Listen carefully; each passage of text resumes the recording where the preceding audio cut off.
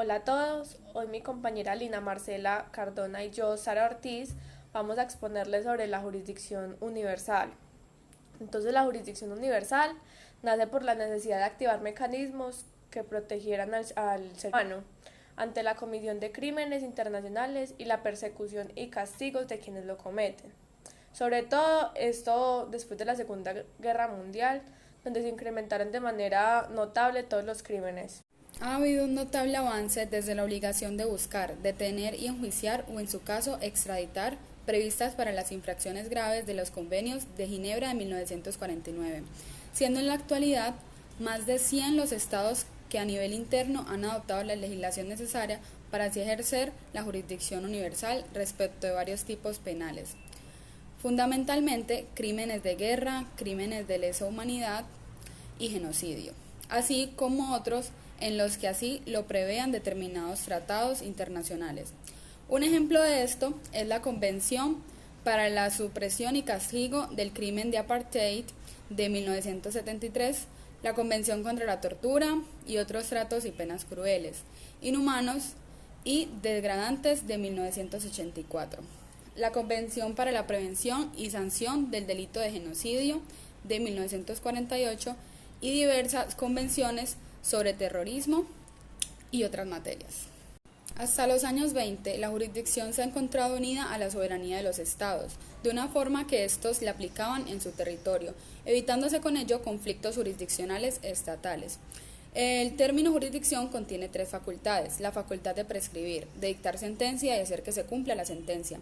Solo la facultad de prescribir puede ser ejercida exclusivamente por los estados, ya que las facultades de sentenciar y de hacer cumplir la sentencia no necesariamente tienen que ser ejercidas por los estados soberanos en ese territorio, con lo que se extiende el concepto de soberanía y se permite así el ejercicio de la jurisdicción universal. Es entonces como a partir de los años 20 los estados comienzan a incluir vínculos de conexión en el ejercicio de su jurisdicción penal extraterritorial, como lo son la personalidad activa, la personalidad pasiva y la protección real. Incluso, tras la Segunda Guerra Mundial, también los estados expandieron su facultad de prescribir, siempre que la conducta extraterritorial producía un impacto territorial y también como una forma de proteger a sus ciudadanos en el exterior. Estamos ante la jurisdicción nacional extraterritorial, que es similar al principio de jurisdicción universal. Orientación. La jurisdicción universal tiene como uno de sus principios garantizar la prevención de violaciones graves del derecho internacional humanitario y en caso de que esto ocurriese, se apliquen las sanciones penales correspondientes o pertinentes. En relación con los convenios de Ginebra de 1949, los Estados partes tienen la obligación de buscar a los infractores sospechosos de las violaciones graves, es decir, los crímenes de guerra, independientemente de su nacionalidad y el lugar donde tuvo la presunta infracción, y deben hacerlos comparecer ante los tribunales propios o entregarlos a estados para que estos los juzguen. Desde su creación ha estado orientado a comprometerse con los derechos de las víctimas de crímenes internacionales y la lucha contra la impunidad, intentando dar respuesta a las víctimas con delitos más graves cuando no se encuentra justicia en su propio país. El CICR ha identificado más de 110 estados que han establecido algún tipo de jurisdicción universal en relación con violaciones graves del derecho internacional humanitario en su ordenamiento jurídico interno. Otros han incorporado el principio de jurisdicción general por medio de fallos judiciales e iniciativas a nivel nacional, como lo son el establecimiento de redes y mecanismos mutuos de asistencia jurídica para intercambiar prácticas de Estado relacionadas y la creación dentro del Ministerio Fiscal o de los tribunales, de unidades especializadas a cargo de la investigación y del enjuiciamiento de presuntos crímenes de guerra, observando así un incremento sostenido de los enjuiciamientos basados en la jurisdicción universal para crímenes de guerra.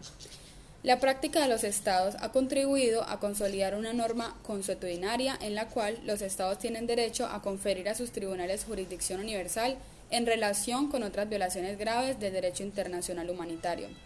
Comprenden en particular las violaciones graves del artículo 3, común a los 4 convenios de Ginebra de 1949, y del Protocolo Adicional 2 de 1977, así como de otros crímenes de guerra como los enumerados en el artículo 8 del Estatuto de la Corte Penal Internacional de 1998.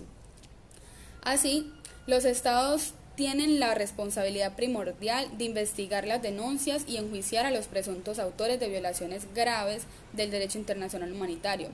Sin embargo, cuando los Estados no emprenden acciones legales, el ejercicio de la jurisdicción universal por otros Estados puede constituir un mecanismo eficaz para garantizar la rendición de cuentas y limitar la impunidad. La jurisdicción universal debe, en consecuencia, ser utilizada en una forma cautelosa que minimice las posibles consecuencias negativas, permitiéndole al mismo tiempo alcanzar sus objetivos útiles. También debe ser armonizada con otras teorías jurisdiccionales. La jurisdicción universal castiga a los delitos de lesa humanidad, como el asesinato, la tortura, la esclavitud, la desaparición forzada, el exterminio, la deportación o traslados forzosos de la población. Algunos de sus objetivos son luchar contra la impunidad, dar respuesta a las víctimas del conflicto, brindar esperanza a las víctimas de terribles atrocidades, permitir reclamar justicia y está reservado para los crímenes internacionales más graves. Principios.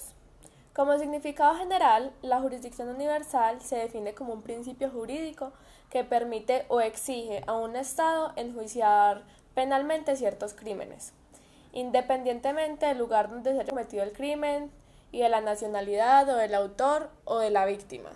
Lo que concluimos sobre la jurisdicción universal es que es un mecanismo necesario y que favorece en gran medida a los Estados que hacen parte de esta, por la razón de que es importante salvaguardar y defender a los particulares cuando se les vulneran derechos mediante delitos considerados de lesa humanidad.